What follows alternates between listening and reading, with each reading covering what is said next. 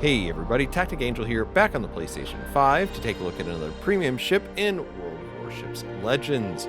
This time we'll be reviewing the Tier 6 American premium battleship, West Virginia 44. For this review, we'll start with some history, move into analysis, discuss commanders, run down the stats, and finish off with some gameplay. If you do want to skip around though, you should see some time codes in the description to help you out.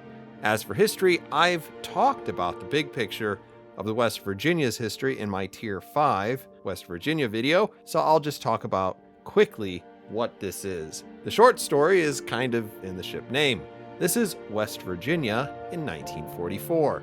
A bit more specifically, the West Virginia was the most extensively damaged battleship of the three returned to service following the attack on Pearl Harbor on December 7, 1941. The West Virginia had been struck by a whole bunch of torpedoes, initially estimated to be 5, but in dry dock it looked more like 7 amidships and 1 more to her rudder. That was all after they had effectively rebuilt the port side of the ship out of patches and concrete to refloat her from the 40 feet of water in which she was resting. She was moved into dry dock at Pearl. It took 3 months to make her watertight, and then after waiting around for another 9, she sailed under her own power to Puget Sound to be rebuilt. The most striking difference in this ship before and after its rebuild is probably that the West Virginia got a lot more girth. That is due to the inclusion of a considerable torpedo bulge, which increased its beam from 97 to 114 feet. Those bulges necessitated the removal of her remaining 5-inch casemate guns in favor of 4 twin turrets per side. Those bulges necessitated the removal of her remaining 5-inch casemate guns in favor of 4 twin dual-purpose turrets per side. Her old superstructure was torn away and replaced with something more efficient and modern for enabling improved placement and firing arcs of AA guns. That included trunking her exhaust into one funnel and adding enough deck space so almost anyone who wanted one could have their own personal 20mm. All of this added an additional 2,000 tons to her displacement and reduced her speed by maybe 1 knot, from 21 to something just above 20. But more importantly, these upgrades made West Virginia too wide for the Panama Canal, which more or less means that it was not going to transfer outside of the Pacific, outside of some truly unthinkable happenings in Europe. And that was just fine, because at least some of the reason why ships like the West Virginia, Tennessee, and California were repaired was for spite. And I mean psychological reasons. In any case, that was part of the motivation in naming ships like CV-16, the USS Lexington, after CV-2 was lost, as well as sending ships like West Virginia back into the fight. It was meant to render fickle any sense of accomplishment earlier in the war, to make it seem almost pointless to fight the United States, and to that end it was probably also part of the reason why the West Virginia enjoyed being one of the ships present in Tokyo Bay for the signing of the Instrument of Surrender, alongside fellow Pearl Harbor survivor USS Detroit. Anyway, that's more of the bonus history of West Virginia's transformation from a Colorado-class battleship into a weaponized instrument of paranoia in this particular configuration. Again, the full history is in my other video for anyone interested and still awake. As far as West Virginia 44 in game, she sits at the same tier as Colorado, her sister ship, and becomes the 4th American premium battleship alongside USS Florida and a whole bunch of funny boats that mirror the North Carolina and Nagato for some reason. The keen-eyed among you may also notice some resemblance of this ship to the Tier 5 Battleship California and its decidedly get-off-my-lawn AA setup. So you might not be surprised that WV-44 has a lot in common with both of those ships, being capable of punching quite a bit more, going to her 16-inch guns, and while you're going to run into Tier 7 ships that can effectively angle against battleships with this caliber, you'll also run into less of those funny low-tier ships that don't have enough armor for a 16-inch shell to even recognize it. The 44 also has a solid AA upgrade over Colorado. It might be surprising that California beats you out here in raw numbers, at least in some ways, but West Virginia can certainly put out a persuasive amount of aerial dissuasion. But what also might surprise people is that this ship might also scratch your secondary itch. Now, the downside is that most secondary ships tend not to be lumbering along at such a pedestrian pace. That means you either have to corner a ship or find one willing to end up within your secondary range, and even then, most of those ships at the tier have at least 10 knots on you, so maybe they choose later not to be there. And really, that's the only major rub. With most high-tier standard American battleships, and with West Virginia that's doubly the case, with a poor turning circle in spite of her ponderous speed. But if there's something else to complain about, it's that one of her chief strengths is potentially something of a siren song. The secondary DPM available on West Virginia is not that impressive in spite of its range. So even though you can put a hurt out there at a distance, it's not gonna be that much hurt. And all of that said, West Virginia is more or less what you want of it, just as long as you don't want too much. It can put out those sluggish 16-inch shells, and it will bust through to a lot of citadels that a lot of ships can't. And it can also do a bit more damage than you'd expect. Alternatively, it can be pretty annoying in the damage over time game, and a lot of this comes down to how you want to run the ship. But in both cases, the West Virginia, like other standard class battleships, cannot dictate the nature of hardly any engagement.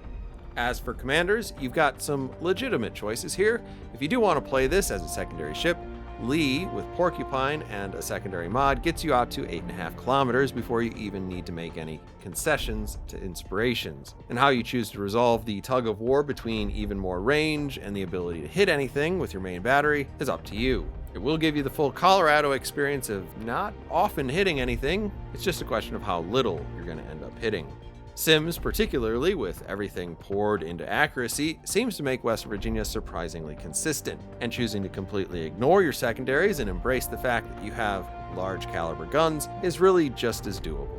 The marginally improved heals still give the West Virginia more stick-to-itness than you might expect. The real downside is when you start trading away your speed for a little bit more damage, it's probably even going to further limit you to keeping in the middle of the map than either other standard class battleships, though I do suppose the cheery way of looking at it is you're not really giving up that much if you never started with it. If you do choose to run Dewey though, it works either if you can't run Lee to a high enough level to make him worth your while as a survivability commander, or you're really just that into getting some extra consumables. Outside advantage, it gives you the prospect of being about a knot faster. You'd still be better off focusing with your main battery with this commander and AA rather than secondaries with him. You certainly can make do with Dewey until you get other commanders more leveled up. For stats, what you're going to see on screen are base statistics, except for concealment, which includes the camo that comes with the ship. We'll be making plenty of comparisons to other American ships for reasons that I hope are fairly obvious. WV-44 has 62,000 hit points, which puts her 3,300 hit points more than most Tier 6 battleships. Similar to Colorado, you've got up to 457 millimeters of armor, but kind of everything else is a bit different. The 457 is predictably on the turret faces.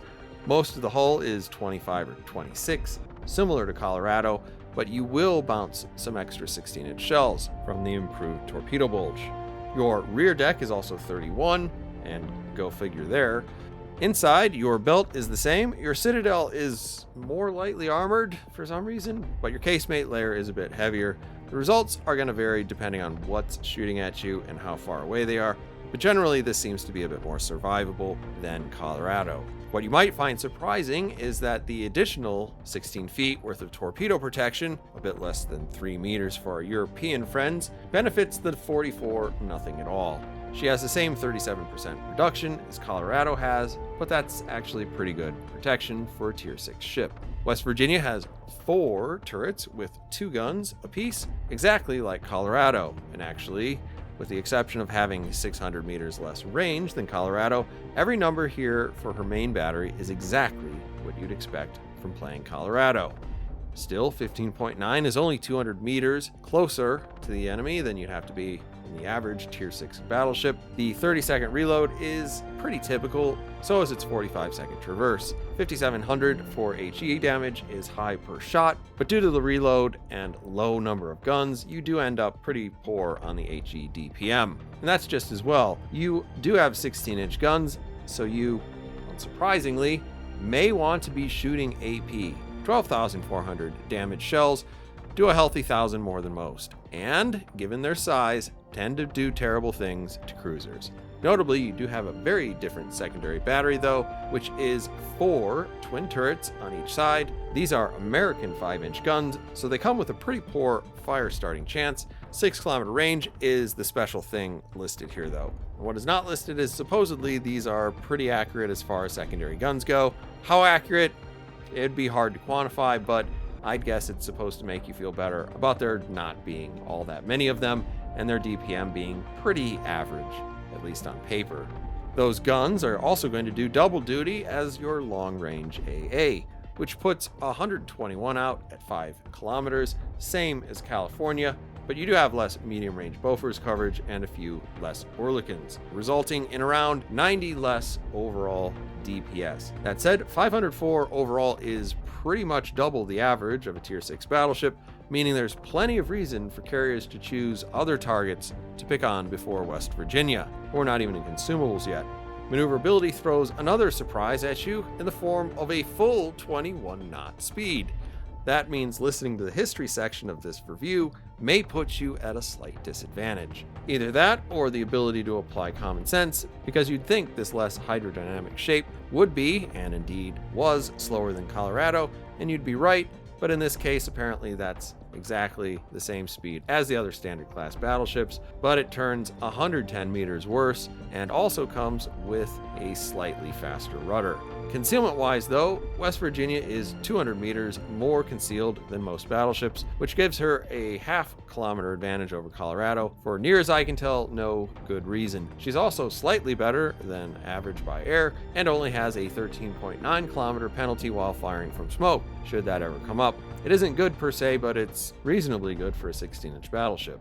As far as consumables, you've got the US Battleship Damage Control Party, 20-second duration, 80 seconds on the reload. Follow that up with a heal that allows you to heal 2/3% per second for 28 seconds, which is about 16% more HP than your typical battleship heal. Nice. Then you follow that up with a choice between a fighter, a spotter, and secondary battery consumable. I would submit to you that if you have this much AA and the consumable we're about to be talking about, you have an unhealthy amount of paranoia against carriers that probably already makes you stick to arcade mode most of the time. That's not supposed to be an insult to arcade mode, but a statement that this isn't the best choice here. Instead, you'll probably pick between either a spotter aircraft, which does typical spotter aircraft stuff, or alternatively, you could also go with the secondary targeting consumable, which isn't anything special here, but if you've built into this with your commander, having 4 of these isn't a bad trick to have. Largely, I think Sims folks are going to choose the spotter, and Lee types are going to prefer secondary consumable. And then finally, you do have 3 charges of defensive fire AA, which will allow you to outshine even the California by quite a lot, if only for brief periods of time. That said, it is pure unadulterated aerial murder. And with that out of the way, we'll get into some gameplay. We're going to be on Greece. There we are with the West Virginia 44. Go ahead and put our commander up on the screen right at the beginning. We are in the middle spawn in spite of having no friends. And we're going to start rolling out towards one side or the other. I will say as I do this, I think Greece is a weird case of do as I say, not as I do. Oftentimes in American standard class battleships, I try to stick towards the middle of the map. I don't think it works as well here unless there's a carrier, just because somebody's going to come zipping around that middle island and torpedo you a bunch of times, and I don't have enough torpedo protection to make that make sense. As far as my build, it's all accuracy, it's all damage, it's all, you know, pretty normal stuff. We're trying to shoot a bit faster, we're trying to shoot a bit more accurate. As we reach out towards that Connecticut right at the beginning of the game, we accomplish arguably neither of those things. And you can also see behind him is a Colorado. That Colorado is, of course, our sister ship.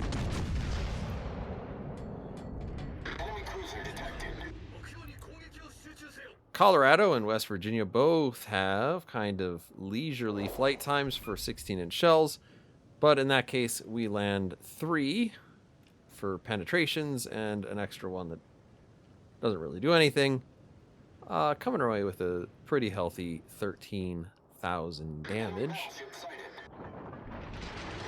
I will say that having 8 guns gets you pretty close to the Gneisenau effect. So if, you know, the RNG doesn't like you, these things can be not impressive. And if you do manage to land some shots, you can obviously continue to chunk away at people at a pretty good pace. I certainly wouldn't complain if every time I shot my main battery, I ended up with 13,000 damage. I'm just trying to play for the island here. The auto-aim sometimes gets you in the right area, and sometimes not so much. We get another 10 there. So as you can see, in a straight up accuracy build, not playing to the secondary strength, you can just straight up play this as accuracy battleship. I would honestly prefer to play this versus Colorado. As a general rule, there you can see shooting at the front of Colorado, not as good a dispersion, and obviously considering its angle, we're not going to come away with quite as much damage there. So he's probably turning. I continue to play this as though it's a faster ship, driving further away when I really shouldn't. And here we're following in our shells. You can see there how we do that. That is a reminder to editing TacticAngel to put the image on the screen.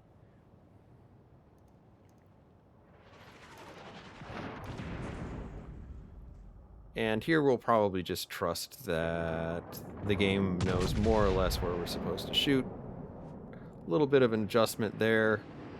Put our shells out and end up aiming high. We probably would have been better off just doing what it told us to do. The ship is on fire. All right, now we're on fire. We're going to see how this thing slowly bakes, because with just one fire, we're probably not in a big hurry to put it out. It's one ship to one ship. We've got some pretty aggressively maneuvering battleships. Everybody's pushing in. This is maybe not the best way to play World of Warships, but it is the most entertaining way to play, where everybody's more or less interested in the actual fight. And now we've got the Colorado coming around. We adjust our aim just a little bit further forward because, for one, the auto aim tends to be a little bit slow. And also, as we assume an above 45-degree angle for the incoming shells that we're going to expect here from our sister ship, we're willing to risk the 45-45, which is what I'm going for here, shooting a little bit more into the bow. Enemy severely damaged. And the 45-45 is more or less, we're going to try to hit into the nose and get a lucky pen off the front of the Citadel. The ship is on fire. Now at this point, if I had invested more in the secondaries, I'd probably be getting more out of this. But you can see there aren't all that many of them. And if I had invested into them, they'd certainly be hitting more often and at greater range. But the DPM is such that I never fully found it worth committing to that. It's a nice to have as opposed to like a real game changer as far as I can tell. I still had plenty of luck playing it as a secondary ship. It's just I was surprised, remembering back to my Colorado experience, that I could hit anything with this ship. So I was relatively happy to experience that. Now I've got a New Mexico out there, another standard class battleship. We're just going to see if we can't chunk him. our last gun reloads. It was broken there for a second. And we are loading up the HE because you can see we've got a destroyer coming around. I would not ordinarily suggest that you spend a lot of time on HE in a 16-inch battleship, particularly at this tier, but we are a little bit concerned about getting rushed by a destroyer. Seeing all of his torpedoes there, that's going to make us feel better about it, and we are right to bail out on the possibility of shooting him, I think, because he clearly turned away. Now, unfortunately, that kind of leaves our Cossack to deal with this for better or worse. We activate our last heal. You can see the amount that we are going to heal is pretty okay. It's a bit above what you would expect. I continue to shoot HE at the Connecticut behind us just because it's loaded. And now I'm going to have to make some decisions because I'm obviously going to run out of room here. And I'm probably going to boop the island, which is not specifically an attempt to dodge torpedoes, but it looks like it's going to work. Ah, you thought I was better at this game. Somebody else takes him out. The Cossack, of all things.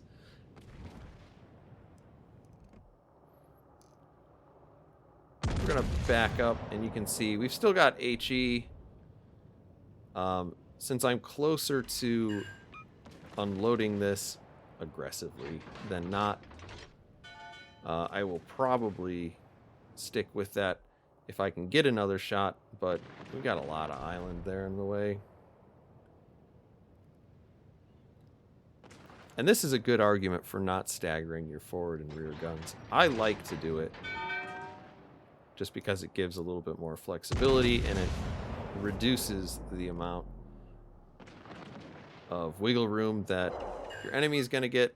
And also, you don't get kind of stuck into the idea that you have to shoot with all your guns all the time. Enemy battleship destroyed. He ends up burning to death, which is, I'll say, fantastic. I'm sure it's not a great experience, but we do get a kill. We're up to 151,000 damage.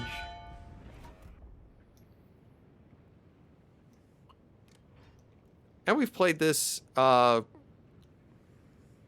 pretty far to the outside for what you would normally want to do with this ship. And we've taken a pretty good amount of damage. If you remember back to when we were healing, we've clearly recovered enough hit points so that we didn't die. Because ordinarily speaking, we should be dead. I'm just letting everybody know that I was spotted.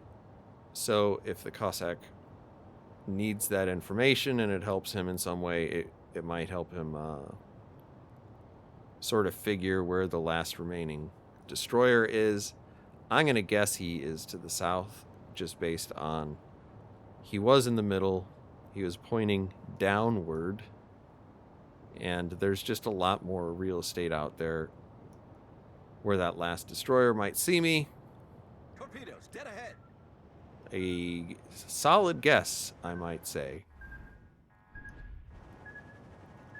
So we got some torpedoes there. We have at least, at least a minute, maybe a minute and a half to kind of get somewhere else where we can't get shot again by those evil fish. And while we're doing that, we manage to sail into range of the Rook. Rook's pretty far out there.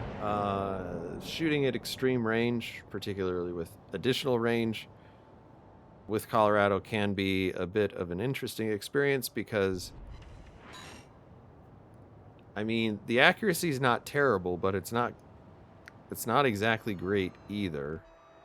And you do have to lead them a little more than you'd expect, and we're trying to read like little cues. It looks like he was trying to turn and possibly slow down. So we're adjusting on the fly. Come away with some pretty solid hits there and an assist, and thankfully we never quite have to figure out exactly where that torpedo boat was. So go on to victory there. That's just a bit of how the West Virginia plays. If you want to use her primarily for her main battery. As far as closing thoughts on West Virginia 44, probably like the original West Virginia. This is probably a lot more compelling if you're from West Virginia and you like that ship. By and large, this is probably the version of this ship that I would prefer to play. It's been a while since I reviewed the West Virginia, but my memory of it is that half of the time you miss, half of the time you overpen, and whatever's left, you just nuke it from space. And I'm led to believe that's mathematically unlikely. The 44 benefits from shooting at things that have more substance and seemingly a bit more accuracy to the guns. And if you're not looking to buy it for its main battery, you still benefit from half of that, while also getting your little pew-pews occasionally to do the job for you. Its speed makes that still not really my cup of tea, but you can definitely own the middle of the field, and it has the power that everyone will always have to respect your presence. That's gonna appeal to some folks by itself. For me, this is a bit slow for tier 6, but those are just my thoughts. Let me know what yours are down in the comments, and as always, I'll see you on the next one.